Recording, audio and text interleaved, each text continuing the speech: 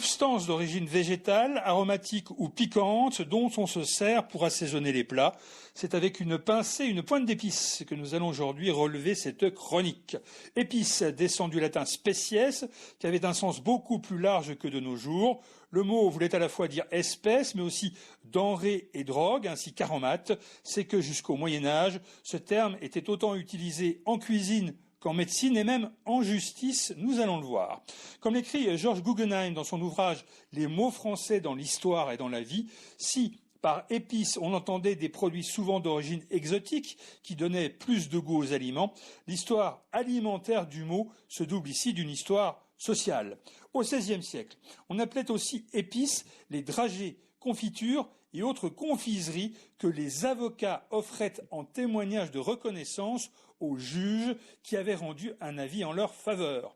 Puis on commença à donner ces épices par avance aux magistrats, et elles n'étaient plus seulement des friandises, mais devinrent aussi de l'argent. Bref, les épices se transformèrent tout simplement en moyen de corruption.